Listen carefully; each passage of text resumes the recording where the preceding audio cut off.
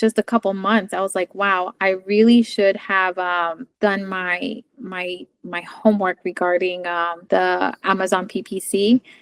I feel like if I had spent more time on it, I could probably have that running. All right, Jenny, thank you for joining me today. It's good to have you here. Thank you. Nice to be here. I'm really excited to hear your story and see how your business is doing.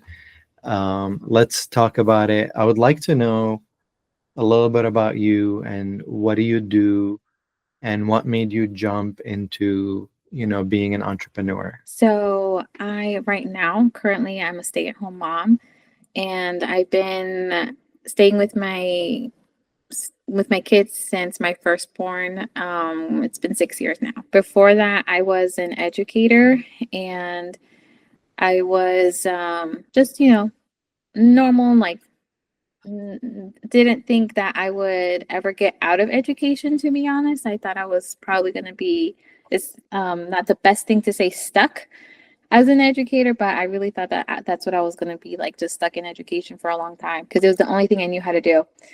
And so after I had my first son, my husband took on, the financial burden. And after some time, I was thinking, I wonder if there's like something that I can do from home that would help, him financially, like take that load off of him. And so I just started looking for like little side hustles here and there. And I started hearing about selling on Amazon and all the things like retail arbitrage or making audiobooks and things like that. And I came across one of Travis's videos, and I said, you know what? I think I can do this. Like, I think that I can. And I started just really thinking, like, what would I tell one of my students if I had a student say, Mrs. Vijalta, do you think I can do this or do that? I would always encourage them. And so I said, I think I'm going to try something new, because I felt like I was putting myself in a box that I can only work in education. I only know how to teach. I'm not really good at anything else. And my husband was really supportive. And I think really his, the fact that he thought that I could do it was really what motivated me. Like, okay, like if he thinks I can do it, and he's very analytical. We're complete opposites. He, plans everything, and I don't know how to really describe him, but he's kind of like that. And so I said, well, if he thinks that I can do that, I probably can do it. And so I decided, okay, let's try. And I started with purchasing the course, and I just kind of took it at my own pace. Like I just had a baby, and I was new to motherhood and all of that. So I didn't want to like make any rash decisions. And so I just did it little by little, pay for things as I could. I didn't go into debt for any of it. And so that's kind of like how it began, with the wanting to kind of like help my husband and just wanting to have some extra money coming in. And yeah, so that was really the beginning of it all. All right, I love it. I love that how you're a teacher and like you use the same advice you would give your students to yourself, and you wanted to take a chance and try something new. So let's talk about what did you create and why did you create this product? So I created a cursive alphabet puzzle, and I created it because one day I was playing with my son, and at this point he's 2 years old, and we had a alphabet puzzle. And as we're playing with it, at the school that I used to teach at, we taught the children cursive. And so I said, oh, I should order him a cursive puzzle so that he can start learning cursive, because I had planned to put him in pre-K, and they start teaching them cursive at K3 at the school. And so I went on Amazon. I'm not thinking like, oh, this is the product I'm going to create. I'm just thinking, let me buy one. And when I saw it didn't exist, it was kind of like, ding, ding, ding, I can do this. And so it originated with just playing with my son. The product wasn't out there. And so I said, I think this is what I'm going to create. And yeah. I love it. So it's a alphabet training, but for cursive letters instead of regular like print. letters. Yeah, instead of like regular manuscript, it's cursive letters. And I wanted to make it bilingual as well, simply because I at least here in the States, I would say there's a lot of Spanish speakers. And so one of the things that I struggled with when I was playing with the alphabet puzzles that he had is that it wasn't translating from English to Spanish easily. For example, let's say that the letter A, they always put like a picture of an apple, but apple is not the same in Spanish. It doesn't start with the same letter. And I'm saying this because I speak Spanish and I was trying to teach my son primarily Spanish. And so when I had the letter A, I couldn't say apple in Spanish for him because apple in Spanish starts with the letter M. And so it was kind of like frustrating. And so I said, oh, when I make my puzzle, I'm going to make it translate easily. So whatever the letter A is, it's going to be A in English and A in Spanish. Whatever the letter T is, it's going to be T in Spanish and T in English. So Nice. And there's nothing you said competitive out there similar to this. no, there's nothing on there. Yeah. Now, did you use helium-10 to research the volume, like on how much people are searching for this kind of product? I did. I don't remember. It's been years now. I don't remember exactly what it was, but I remember I did search it up, and I did also search up obviously like just regular alphabet puzzles because I think that's what people usually type in. And obviously that was astronomically higher because I mean, I don't really think that I don't think there's like a family that I don't know that has kids that's never bought like a puzzle of letters for their kids. So it was pretty high, like the search volume. Okay. And what is your brand name? Cursive for Tots. Oh, okay, that's a pretty cool name. How did you come up with it? I literally I was sleeping and I woke up and I just thought immediately, like opening my eyes, cursive for tots. And that's really how it just came to my head one day when I woke up. It's easy, straightforward. It describes what the product is. Yeah. And I think that the name also would allow in the future to like expand, like aside from the puzzle, like cursive for tots, there's many other products that could be created under that name. So I'm very happy with it. I love it. How did you find your first designer to help you with the product design, your logo, your packaging? What was your initial go-to? For that, I went to Fiverr. I did everything at first, like I had the idea in my head, and then I just took pencil to paper, and then I went on Canva and did like my own rendering. And then I sent it to somebody on Fiverr who I saw was experienced in children's products, and they were able to make it so much better. So yeah, it was on Fiverr. Yeah, they were really great. Got it. Nice. And how many versions of your design did you go through before you were like, okay, this is it? 2 at first, and it was a simple thing. Like, can I show you real quick? Let me see. So this was the puzzle, right? And the only thing that I had changed was the letter X, because I had originally xylophone, and children, when they're learning their letters for the first time, they don't learn X as Z. They learn it as the X sound.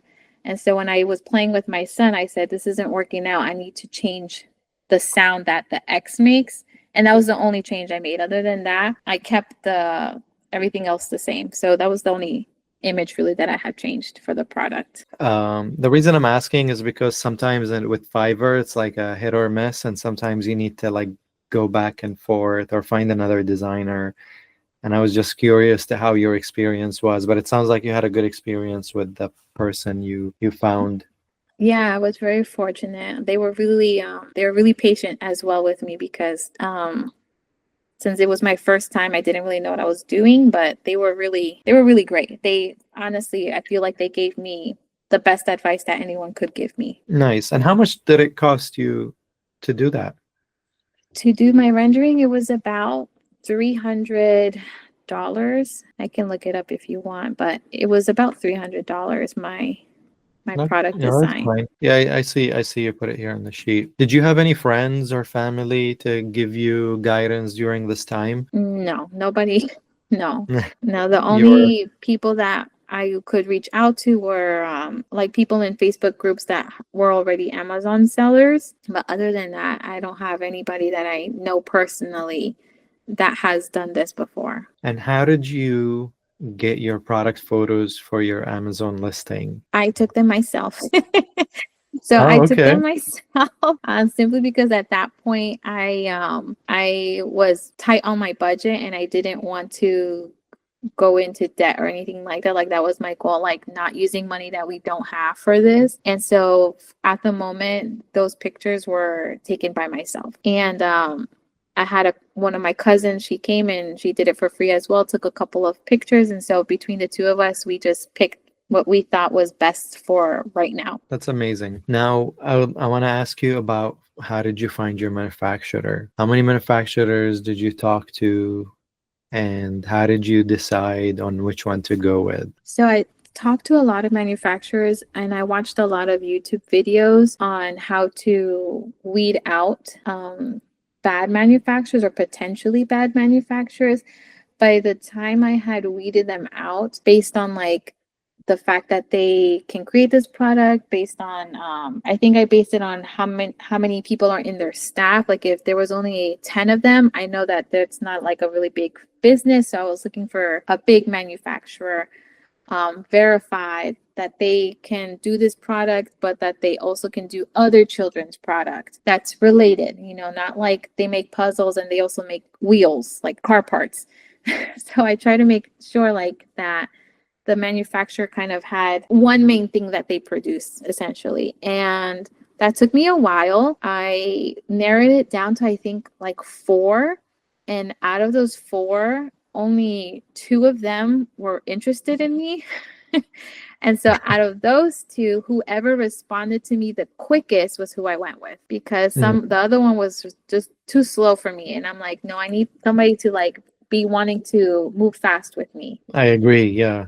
Customer service is very important, and you want to build a good relationship that you can trust with the manufacturer. So feeling comfortable with how they respond is really important.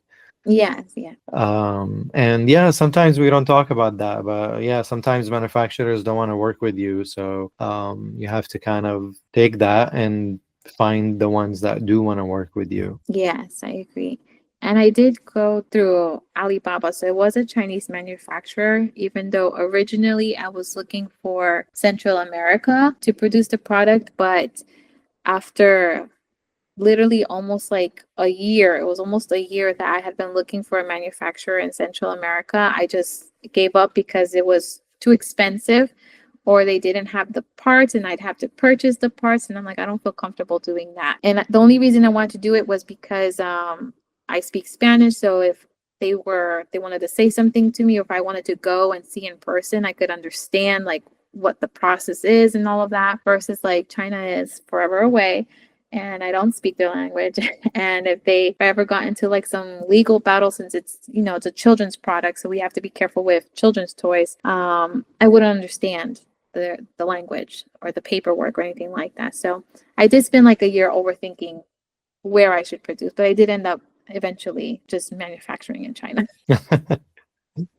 That happens, but with Alibaba, the good thing is that you can look at verified suppliers who've been in the business for years and have good reviews, and you get the trade assurance and making sure that you're going to have good quality product, which takes me to the next question, and that is, did you get samples in the beginning to make sure that this is the product you want? And how did you get the samples? Did you get like prototypes of your product or similar product? No, I got the sample of my product. So I got the first sample where the X, like I said, was the Z sound, the for xylophone. And then when I realized after playing with my son that it wasn't working, I had it changed. And then they sent me two more samples of the corrected X sound.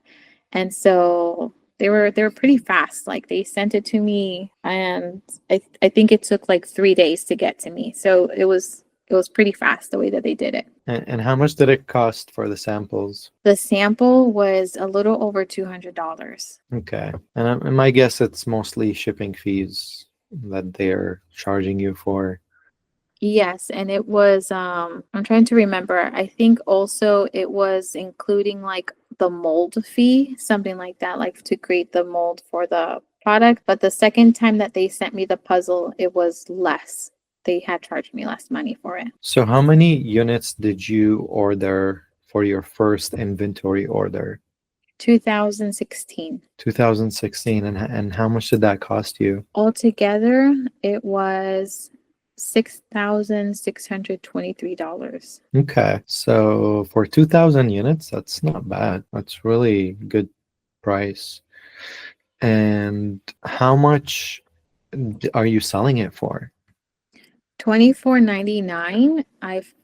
I have sold it for right now. I'm running a promotion. Like when I do run a promotion, I just put it at $19.99, and it sells both ways. Like people have still bought it at the $24.99 price. So the profit margin is good. And yeah, the profit margin is great. And are you running any ads?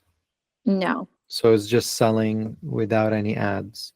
That's Yes. really great. That's what you want. All right. Now we'll talk about sales soon, but before we jump into that, I want to ask a few questions about manufacturing and shipping. And so we'll do some rapid questions actually, so we can get into the launch and shipping and sales. Quick question: when you 2,000 units, how did you ship those to the warehouse? Did you use sea shipping or air shipping? And Sea why? shipping. I did Okay. sea shipping because it was more economical, and it didn't take as long as some people were saying it would take. I think at the time people were saying like, oh, it takes over a month to get to the warehouse, and it wasn't. I thought maybe it would take like a month and a half. Like I've heard people say it might take longer, maybe like between 6 to 8 weeks, but mine's got there rather quickly, I would say. Like about 3 weeks, it was already being processed into the factory. And I used one of the I don't know if he's an assistant, but I'll call him a team player on the Amazon Facebook group that the Passion Product course has, Chris Zhang. And so I got in contact with him and Device, who used to help as well. He actually was the one who helped me at the end of it all, just do the shipping. So he was great. He was very helpful. Nice. That's great to hear. And how much did it cost you for the shipping? The shipping was $1,382. Okay. And let's a few questions before we jump into launching. Did you create a trademark for this to get brand registry? I did, yes. Did you do it yourself or did you hire someone to do it? I did it myself. Okay, great. You did it on the USPTO website? Yes, yes. I just watched a few videos and I did it. The only thing that I would say that people should like watch out for is at the bottom, I think, where it says like if you've used it or anything like that. So I had not sold this product yet, so I did have to go back again and pay another fee once I started selling the product in order to be compliant. Like I think it's called like the in use or something like that for the trademark. Like it's proof of use that you're using the trademark essentially. Yeah, they ask you, is this something that you're going to use in the future or do you have any proof of use? Yes, yeah, right now? just and did you file for an LLC? I did, yes. I did actually both a DBA and an LLC. Oh, okay. Did you do it yourself also? Yes. Nice. And how much did it cost you how much did the trademark cost you? Because I know they raised the fees. The trademark was $250, and then to show the proof of use, it was $100. So $350. Altogether, Oh. yes. Yeah. And the LLC? The LLC, I don't remember exactly alone, but with the LLC with the DBA, the fees came out to $313. And that was because in Florida, to have the DBA, you have to like put your name that you have to state in a newspaper that you have to do that. So I had to pay for that. And then also some other fees. And then for the LLC, you have to obviously pay the fee for that as well. I see. And lastly, UPC codes. Did you get yours on gs1.org? Yes. Okay. And that's the barcode that goes on the back of your packaging or your product. Yes. All right. So now the exciting part, talking about launching. So you did all that. Great job. I think that's the hardest part, coming up with the product, finding the manufacturer, going through all these little, steps that are mostly new. Obviously, creating an Amazon seller account and also getting accustomed to the Amazon platform is a whole nother thing. But once you get used to it, it becomes easy. However, you did the hardest part, which is find the product, manufacture the product, get all the legality, the business entity, everything set up, and now you're ready to launch. Yeah. So you've launched in November of last year. Now, question, did you use anything to launch your product, like a launching strategy, like a Facebook group, social media, or friends and family? Right. So I feel like I launched at the worst time that you could possibly launch, which was around like Thanksgiving, and Christmas is around the corner. So everyone's kind of like tight budgeted. So I did have a Facebook group. So I announced it there. I announced it in my emails. I announced it on Instagram. So I did that. It wasn't the most glamorous launch, but at this point it is what it it is. Anything works, right?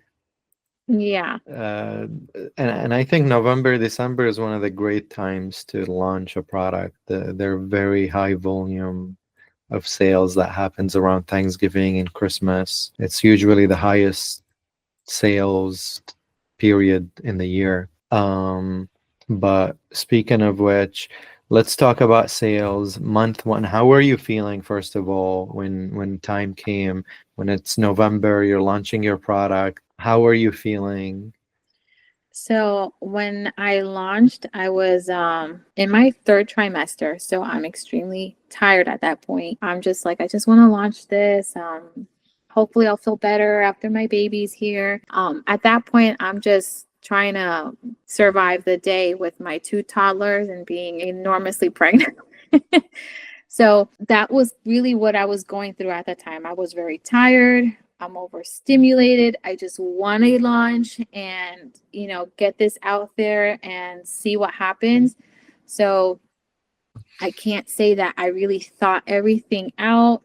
And like I said, it wasn't very glamorous. I just kind of threw it into the wind. But yeah, that was kind of like how I was at that point regarding my launch. And I did what I could with the amount of energy that I had at the time. I see. Yeah, that's very tricky. Yeah. I wasn't expecting it. So like I had mentioned outside of the video, like there was a lot of things that I was not expecting to feel in my third pregnancy, since I had such easy pregnancies before. And so I was like, oh, I can do this, it'll be fine, it'll be a breeze. And it was not a breeze. I was not fine. So I just did what I could because I wanted to get it out there, not knowing what life would be like with two little ones and a baby. So I'm glad that I did, even though it wasn't what I expected it to be. I did think that I was going to get more sales, which is part of, I don't know if we're going to talk about it, the mistakes. One of the mistakes I do feel like I made was launching on a Friday. I feel like launching on a Tuesday would have been better, probably, or even on a Thursday. So doing that, I think probably would have made a difference. And but I can't change it now. But I'm still hopeful. Yeah. We'll get into that. very soon, but I would like to talk about a few things. First thing I wanted to ask you is how much did you ship to the Amazon warehouse? Did you ship your entire inventory? Yes, I ship yeah, every single one. 2,000 units? Okay. And let's take a look at the first month of Okay. sales. You put down here that you've sold 14 units in November, Yeah, let me and see. let me know if Yes, yes, yes, that's accurate. yes. Okay. So I So first, launched, I believe the Friday right before Thanksgiving. so towards the end of the month, so in less than, so that was part of your launching strategy. Obviously, you used your Facebook group and your social media or your email list, and you've gotten 14 sales. That could have been friends, family, or organic sales, Correct. and a great start. I So mean, the yeah, go month of ahead. November, I would say, was friends and family. And then everything after was just Organic. organic. So first month, 14 units sold. You made $350 in revenue after all expenses. You were left with $136 in net profit, which is not bad. This is a good. You are making profits, which is good. You're selling at a good number. December, your sales went down a little bit, went down to 9. You've sold, you made $224 in revenue, $72 in net profits. And after that, you've been selling consistently at a rate of 2 to 4 units a month, Yeah. which is not a lot. No, Uh, no. but it's nice that you're getting sales here and there. Yeah. Now is the thing is because you ship 2,000 units to the warehouse, Mhm. they're gonna start charging you long-term storage fees, and that's gonna start eating away your profits.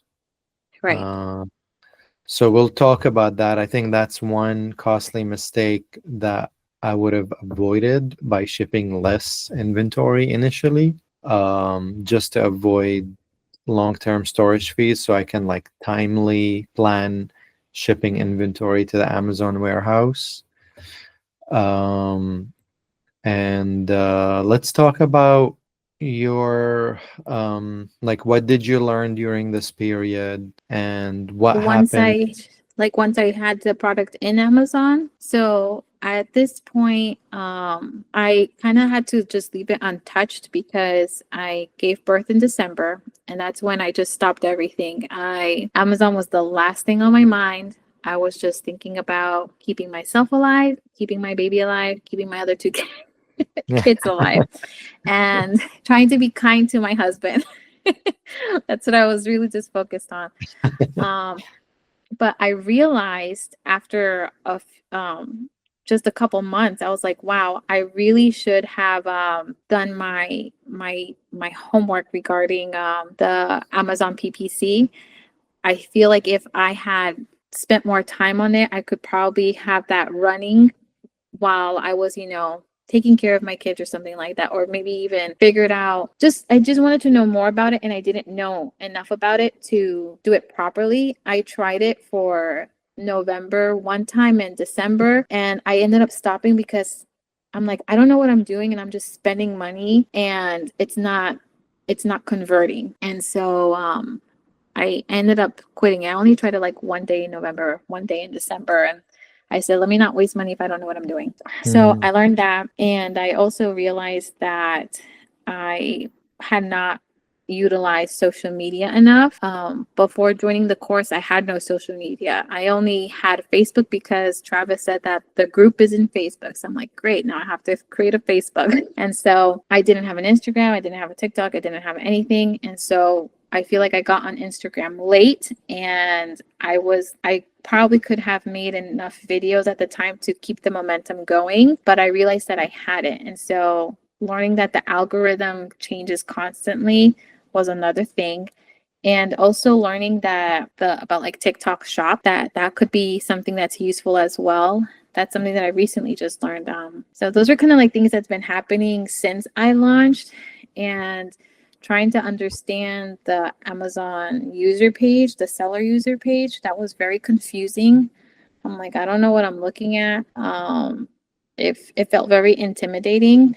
And so yeah, little things here and there. But yeah, it's still a learning process. Like I still have a lot of things that I know that I need to learn. Yeah, everything you touched on is valid and can help boost your sales, definitely. And we talk about how, in the course, we talk a lot about how the passion product, something. So there's two types of creating products. The first one is creating a passion product, which we recommend promoting on social media as much as possible because you're trying to create this new product idea. And the second way is doing niche marketing, which is finding products that people are searching for, but they're not selling on Amazon, or maybe optimizing them and selling them in a way that people are like, oh, this is better than what's being sold currently. So everything you touched on is perfect and accurate. And one thing that I could comment on by looking at the at your listing is optimizing some of the keywords in your listing that can target keywords and phrases that people are searching for that have high search volume. I would definitely do that because Amazon is basically a search engine, and people, when they look for products, they go in there, they type keywords in there, hoping to find the product that they typed in. So our job is to optimize our listing in a way where we help the Amazon algorithms to pop up on certain search results. So the way to do that is that we optimize keywords that people are utilizing. So that's where Helium 10 comes in handy, because you can use it to find out how much search volume there is on specific keywords and phrases, and you can utilize that by putting it into your listing, putting it into the title, into the bullet points, into the description, and a few other ways. But so that's another way, and definitely like increasing your number of reviews. It could be a great help. And that's another thing. I'm like, I know I have more than 8 people who have purchased the product, and they just don't leave the review. They just don't leave the reviews. And so I'm just like, oh man. Yeah, no, I completely get it. I mean, the battle for reviews is real. You have to constantly be pushing for reviews from your peers, friends, community, and you could also utilize the Vine program, which is really powerful. Since you're brand registered, you can opt in for 30 reviews from the Vine program, which is right on Amazon. That could be really powerful too. Yeah, I think I'm gonna have to do that for sure. Because I did do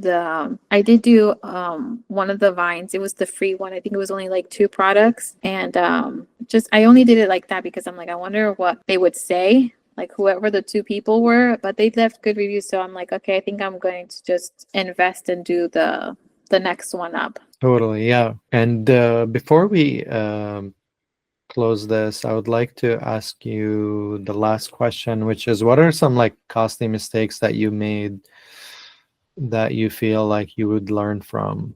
So one of them was definitely opening the DBA. I wish I would not have done it.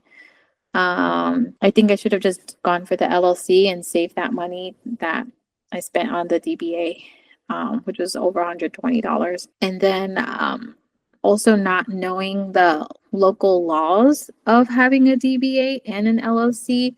So I didn't know that for either one, honestly. You're supposed to file quarterly your taxes. And I got a letter, and I'm like, and I hadn't checked my mailbox in a while. And so I was like, oh no, like they had warned me because I didn't check my mailbox.